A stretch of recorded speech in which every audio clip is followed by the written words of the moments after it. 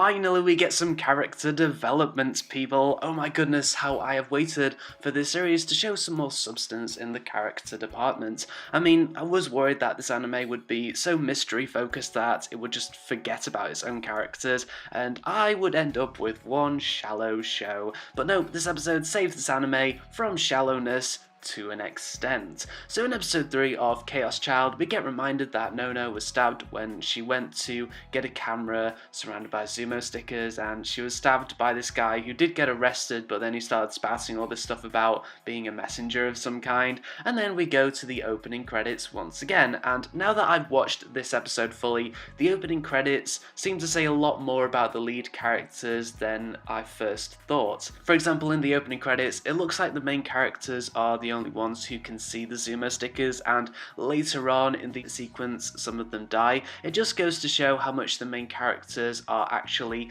connected with the mystery, as opposed to them simply being investigators of the mystery. And yes, I now find the opening credit sequence of Chaos Child to be pretty awesome now. So after the attack, Nono survives it, and Takaru feels guilt as he was the one who put up the camera and ignored Nono when she told him not to pursue the case any further in an earlier episode. First of all, it would have been quite ballsy of this anime if Nono had actually died as a result of the attack. It would have created a deeper and more grim atmosphere for the rest of the series, as the death of the main female character would be constantly motivating the main male character to solve the mystery. But oh well, Nono surviving meant that we finally get our first spot of actual character development. We see that as Nono goes on about what Takaru had missed when Takaru moved out of Nono's home ages ago for some reason. Takaru feels bad for moving out in the first place, and he goes back into his bedroom, which is still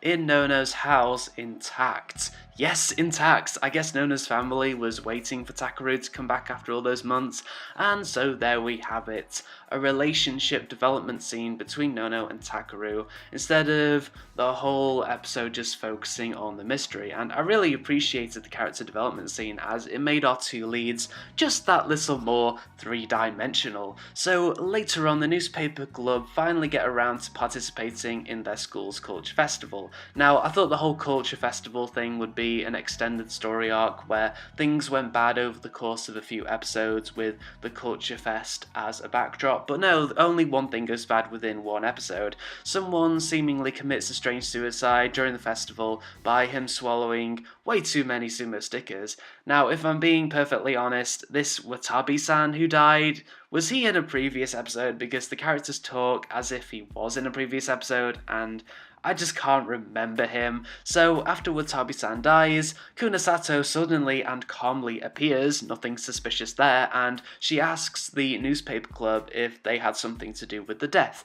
I don't know, that seemed a little unfair considering there were loads and loads of other high school students present during the death. So Kunasato and the detective formally question the newspaper club, and it seems that there is a connection between the club and the murders, but Takaru denies that, as it was just a coincidence that they are all usually there when the murders happen. But when Kunasato and the detective leaves, it turns out that Ono was able to hear the two earlier when they were quietly discussing something. Now, without giving anything away, if you know anything about the video game of Chaos Child, it's clear why Ono was able to hear that quiet conversation, yet no one else was. So Ono reveals that the detective and Kunasato had suspicions that those who have already died under strange circumstances had psychic powers. Takaru believes all that to be the stuff of fantasy, but we all know that he'll probably change his mind in time. Anyway, the episode ends with Takaru once again being told by Nono to no longer pursue the case. Ooh, the drama. So yeah, this was a pretty good episode because even though it was still mostly shallow, it did have elements of character development as well as much more clearer plot points revolving around the mystery. Takaru is shown to make decisions based on his feelings at last, and the club is revealed to have a mysterious connection with the case that they are investigating. Oh, it's intriguing stuff, people. Now let's see if the whole connection which the club has will be explored further, and let's see how the relationship between Takaru and Nono will now develop, as it seems that Takaru will pursue the case despite what Nono is telling him.